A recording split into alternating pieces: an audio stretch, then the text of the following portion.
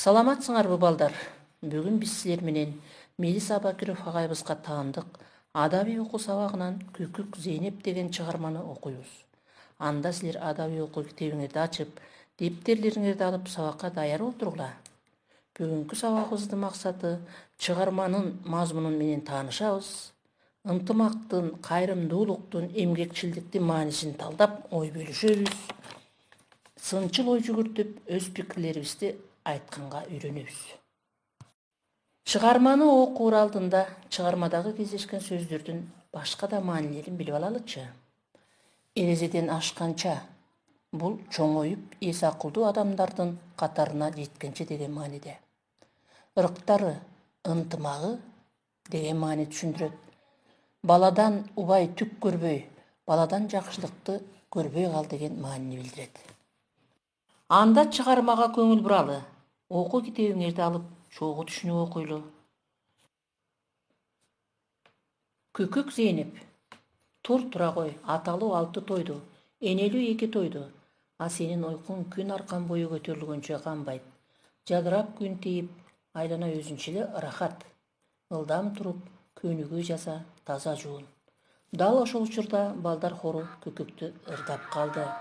Көктөмдө келип жайнаган, таңды кеч көксөп сайраган, таанымал үнүң угулат, келипсиң Күкүк кайрадан.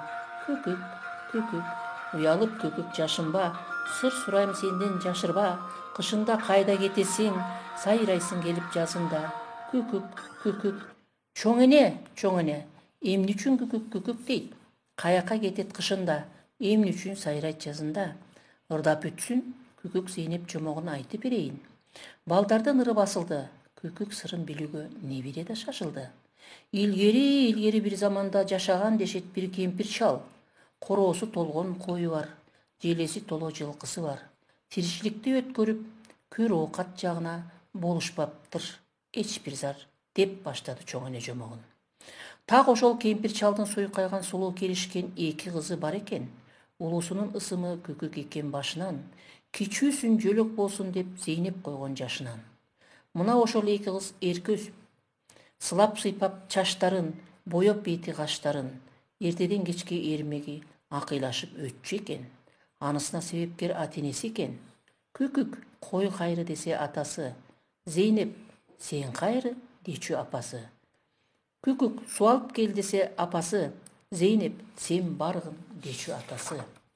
Абышка кемпир биринин сөзүн бири укпай, бирине бири каршы чыгып жүрүп, эркелерди ого бетер эсиртип алышыптыр. Күндөр күнгө алмашып, айлар айга жалгашып, жылдар жылга тогошуп, арадан да жыл өтөт. Баягы кемпир абышка кайрат күйдөн тайышыптыр. Оокат кылар киши жок, төрдө отуруп калышат. Койлору кетет коңгулга, жылкысы кетет жылгага. Кайрысаңар болбойбу? Кайрамал кетти талалап. Караган баккан болбосо, бөрү кушка таланат, деп ата-эне кайрылса, капарына алышпай, каяша айтат кыздары. Малда жок биздин ишибиз, биз эми чоң кишибиз, дешет. Ал түгүл үй оокат кылганга бирин-бири жумшай башташат. Тезек терип кел Күкүк, дейт Зейнеп. Сен өзүң бар, дейт Күкүгө. Суу ап кел Зейнеп, дейт Күкүк. Суусасаң өзүң бар. Күл чыгар Күкүк, дейт Зейнеп. Күн кор белем, дейт Күкүк. Эссиз өскөн 2 кыз ырыктары кетип ырбаптыр. Карыган ата-энеге ырайым кылбаптыр. Айласы кетип мүңкүрөп, абышка кемпир түңүлөт. Эрезеден ашканча эс акылга келбеген, силерден эми эмне жакшылык көрөйүн, деп каргаса энеси тескери берип атасын каргаган экен атасы. Бириңди бириң чакырып, куш болуп сайрап калгыла. Баладан убай түк көрбөй, балапан баспай калгыла. Каргышка калган 2 кыз болгон дешет көк куш. Ошондон бери куш болуп, куш болгондо мыш болуп, уя салып мартпай, балапан басып жаратпай, көрүнгөн даяр уяга жумурткасын таштап кетишет. Балапанын багышпайт, балдары дагы чыныгы ата-энесин таанышпайт. Күкүк менен Зейнеп дагы баягысын коюшпайт. Бири-бирин жумшашып дале болсо тынышпайт. Зейнеп жүрөт Күкүк деп, бадалды тоонун бетинде, Күкүк жүрөт Зейнеп деп, дүйнөнүн бир четинде. Окуган чыгармалар боюнча бышыктап алалы. Күкүк менен Зейнеп кандай кыздар болушуптур? Оюңарды кантип далилдейсиңер? Ооба. Эрке өсүп, биринин сөзүн бири укпай, жалкоо, тил албаган, эси жок кыздар болгон экен. Туура балдар. Алардын акылсыз, жалкоо, тил албас болуп калышына ата-энесинин күнөөсү барбы? Эмне үчүн? Ооба, бар.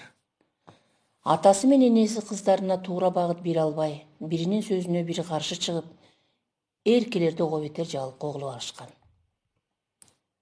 Эмне үчүн Күкүк Зейнеп куштары өз жумурткаларын баспай, балапандарын бакпай, башка бирөөлөрдүн даяр уясына таштап кетишет экен? Ооба, ата-энесинин каргышына калып, куш болуп сайрап, уя салып балапан баспай, даяр уяга жумурткасын таштап кетишет. Ата-энени капа кылбаш үчүн кандай кыздардан жана уулдардан болуу керек деп ойлойсуңар? Ата-энесин капа кылбаган, акылдуу, эмгекчил, ата-эненин эмгегин баалаган уул кыздардан болуш керек деп ойлогонуңар эң туура. Күкүк Зейнепке кандай сапаттар мүнөздүү деп ойлойсуңар? Класстер түзүп көрөлүчү балдар. Туура, акылсыз, мээримсиз, эси жок, кайрымы жок, тарбиясы жок, жалкоо. Ооба, же жок деп жооп берип, өз оюбузду дагы ырастап көрөлү. Күкүк Зейнептин ата-энеси бай болушкан. Күкүк Зейнеп эрке болуп өстү. Кыздары ата-эненин айтканын угушчу. Ата-энеси тарбиялаган кыздар акылдуу болушкан. Кыздары өтө сылык эле. Күкүк Зейнеп куш болуп учуп кетти.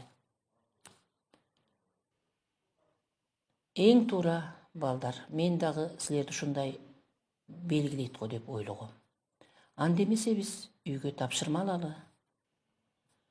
Үйгө тапшырма, чыгарманы окуп, темага ылайыктуу макал таап, макалды чечмелеп жазып келгиле. Анда эмесе көрүшкөнчө балдар, саламатта болгула.